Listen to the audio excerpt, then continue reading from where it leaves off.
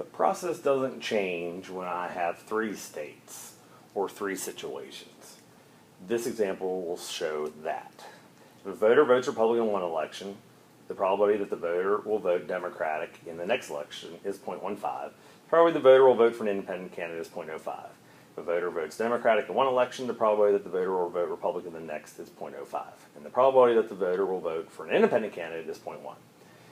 If a voter votes for an independent candidate in one election, the probability that the voter will vote Republican in the next election is 0.3, and the probability that the voter will vote Democrat in the next election is 0.5. Assume that these are the only three choices available to the voter.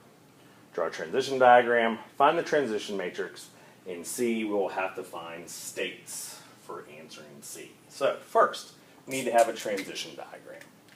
So once again, we have three states.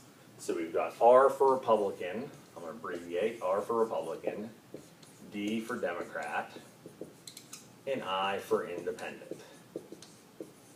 So in this example, we'll have three circles. So for our transition diagram for A, I'd have a circle that's designated for Republican, a circle designated for Democrat, and a circle designated for Independent.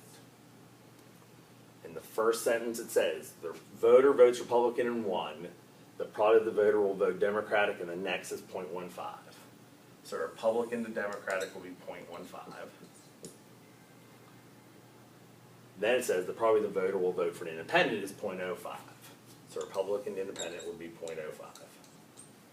How much does that leave for to remain as a Democrat?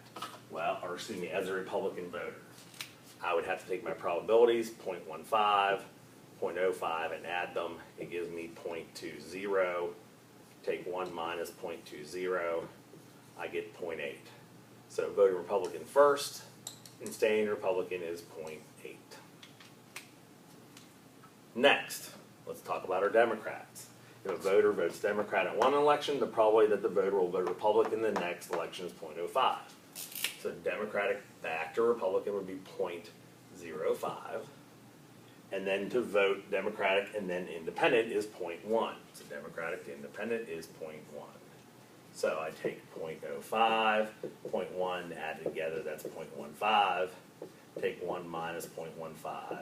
So to stay a Democrat is 0.85.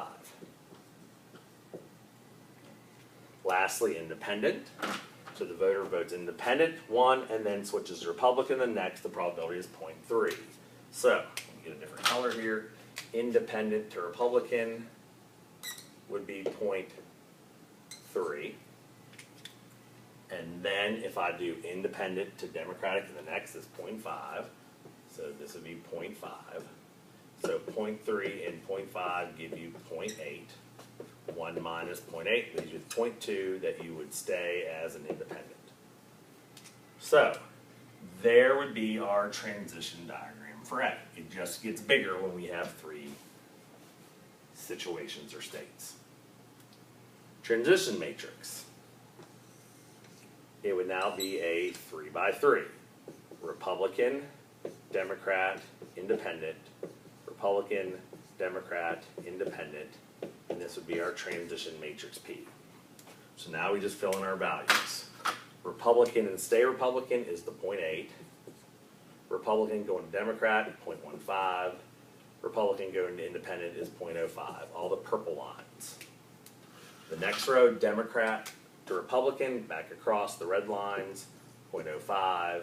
Democrat to Independent, 0.1. Democrat to Democrat is 0.85. Lastly, the independents. Staying independent is 0.2, independent to independent. Independent to Democrat is 0.5, and independent to Republican is 0.3. All rows should have to give you 1.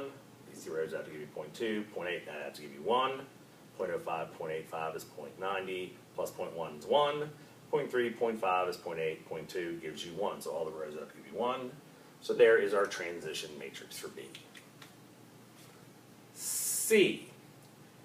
We are given our initial state matrix here, our S sub 0. It says if 42% vote Republican 1 year, Republicans have to stay first since they're first in our transition matrix. So 0.42 is a decimal. Democrats is 0.48. we need to figure out what independent is for our initial state matrix to be complete. And then they wanted to know the percentage of voters who vote for independent candidate. So we need to find after 2 years, so that's the second state we're gonna have to find once we finish our initial state. And then we're gonna also have to find the first state. So they're asking for our first and second states. So to figure out the missing independent, I have to take 0.42, add 0.48. If I add that together, I get 0.90. 1 minus 0.9 gives us 0.1. These probabilities have to add up to give you 1, so this one has to be 0.1. And you can add to 0 just so it stays consistent with places. Now, we can use the formula to calculate our first state. Using our formula, we will have to use for our first state, we take our S sub 0 initial state matrix, 0.42, 0.48, and 0.10. And we would have to multiply it by our transition matrix, our 3 by 3 matrix, which is 0.8, 0.15, 0.05, 0.05, 0.85, 0.1, and 0.3, 0.5, 0.2, and we will get our first state. I will show you how to use your graphing calculator in the next video to get that answer.